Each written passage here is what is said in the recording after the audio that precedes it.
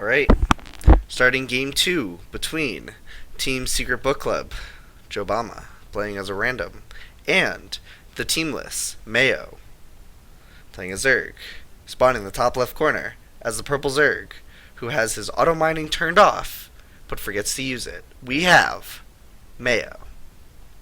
And spawning in the top right, spawning as the yellow Zerg, his second best race, we have once again the yellow Zerg from Team Secret Book Club, Jobama. Team Ascension? I wonder how he gets that. I forgot to mention that last game. Huh.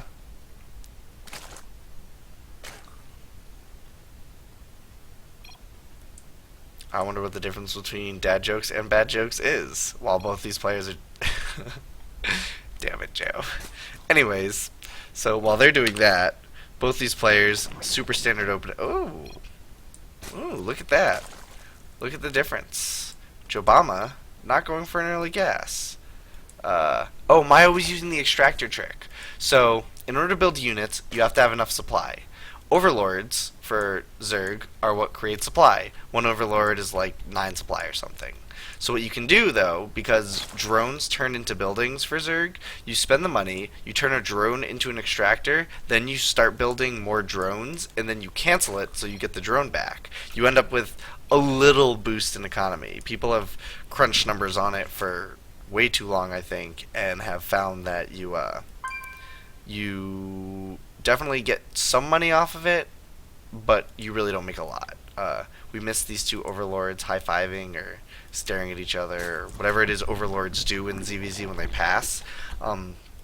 Interesting to note, Zerg anti-air tends to be kind of higher on the tech path than for other races. Like Terran, they have anti-air right away, Marines can shoot up. Protoss, Stalkers, and I mean sentries to a point, but Stalkers are pretty standard early units for Protoss, so Stalkers can shoot up. Zerg, on the other hand, if Zerg wants something that shoots up, besides Queens, they need to either commit to Hydralisk tech or like Mutalisk tech. What are we flexing? I don't know. Oh, obviously it got dark there and his whole screen just changed. So anyway, I don't even know if I can talk to them this game. Yeah, I should be able to. Anyway, doesn't matter.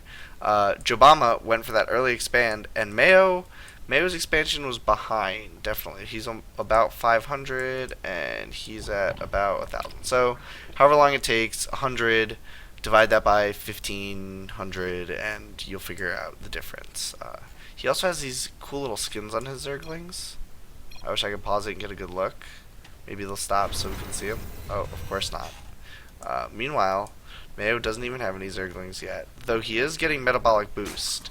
So look at the upgrades tab. No one has upgrades, so Mayo opted for faster Zerglings. Yeah, see, his Zerglings are just normal. And Jobama opted for faster expansion. So this is cool to me because we have two players, same race, mirror match, but each player opening just a little bit differently. In economy, we can see Jobama has definitely taken the supply lead, but not the economic lead. Interestingly, though, Jobama has more larvae to work with, so there he goes. You can see those kicking into gear right away, and that makes sense because that's what his opening was. Jobama getting his information. He's gonna find out.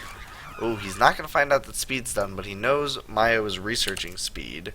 He is also researching Speed, but he's not going to know when it's done. So, in theory, Mayo could literally just start pumping Zerglings, and if he went in the next 50 seconds or so, yeah, if he just started pumping Zerglings, and as soon as he had however many Zerglings times, however many larvae he has times 2, yeah, is he going? Nope, okay. I was hoping he was going for a early speed timing attack, but he's not. Yeah, there we go. God, Joe, stop moving them. Okay, Joe's not going to stop moving his Zerglings, so we will have to wait till they're together. Looking at the unit supply tab, we have Jobama is slowly but surely pulling ahead on workers and going for the Benulinga. And he's got this awesome map control here. He can see everything. Meanwhile, Tyler is just, look on Tyler's side. He just knows that Jobama has zerglings on the map, and they literally just got speed while he watched that. So his timing window is gone. Jobama going for this fast zergling attack. Once again, it's basically the same as last time, I think. He's just trying to throw Mayo off of his game here. And I think that's going to work because Mayo is being thrown off. He just lost a queen. Queens are a big deal. Queens allow you to make more larvae. Oh, and if you can make more larvae than your zerg opponent, you can overwhelm them. I don't play a lot of zerg, but I'm pretty sure this is a standard ZVZ opening. Going with the zerglings thing. And they're the banelings. So zerglings morph into banelings, and banelings are little kamikaze suicide bombers. Very good against zerglings because the banelings can kill a lot of them very quickly. Mayo having to build his defenses, got to build a lot of zerglings, getting the banelings of his own. I think that we've diverged back. They started different places. Oh, split them. Oh. Yeah. That's hard. That's hard to look at. Yeah. So, Mayo just lost a lot of zerglings for just a couple of banelings. That was very cost efficient for Jobama. I wish I had the worker death enabled. I turned it off because I'd been playing in like 3v3 or 4v4 or something, and I wanted the extra graphics horsepower. But Jobama, now if Jobama's not smart about this, he'll morph his zerglings still pretty close to Tyler, and Tyler will be able to that was a great baneling hit. Tyler hiding his banelings here so that when the zerglings came up the ramp, man, I wish the players would be willing to pause so I can instant replay that. That was excellent. Mayo is going for a Spire, so Mayo's going to try to get air units. In his resources tab, we can see he doesn't really have a lot of gas banked up, so that's going to be kind of a tough position. Meanwhile, Jobama also going for the Spire, but Jobama has this third base here. I suppose we should have talked about that before. Basically, he was using his zergling attacks because zergling are larva intensive but resource unintensive to make Tyler have to build attack units, like we were explaining before, so that he could safely take a third base. He basically penned Mayo in until he could establish his base. Mayo, once again, faster on the units and the tech, but slower on the economy, and I think that's really going to hurt him. Is he going to give this up? No, he's going to fight for it, but there are a lot of zerglings streaming in for Jobama. A lot of zerglings. And they're going to cut these zerglings off and then eat them. Because that's what zerglings do. So this is going to come down to control. Mayo's definitely going to lose that hatchery. Great baneling hits again. Not even close. And this Spinecrawler doing work, but at the expense of his economy. He canceled it. That's good. He gets some of those resources back, but it's going to be a while. If we look at the income, Mayo's being far outstripped. It's really just in the fight of tech versus economy.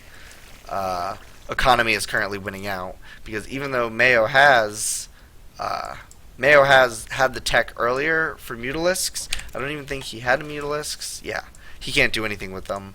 Jobama has Spore Crawlers here. Spore Crawlers deal a ton of damage to biological air units, which Mutalisks are. So Mayo's going to need a ton of Mutalisks. He needs to inject there. Mayo's going to need a ton of Mutalisks in order to break this base or really do any meaningful damage. I think Jobama has this well in hand because Jobama is at the same tech level right now as Mayo, but his zerglings are better. He's got 1/1 upgrades for them, and his economy is just so much better. You can see him jumping ahead in supply. He's been ahead in supply for a while, but I'm trying to give both analysis and play-by-play, satisfy both my people. You can't see the weird head nod that I did when I said that, and I'm really glad. Mayo coming over with his smaller squad of Mutalisks, and he's gonna maybe meet the larger squad of Mutalisks at some point. Look at that, 2, 3, 1 Mutalist down already. Yeah, he's not gonna be able to do much with that. Meanwhile, on the unit counting station, we already see he was down quite a few workers, and yeah, with a quick swoop in of 22 Mutalisks. GG. Jobama is our victor. 2-0.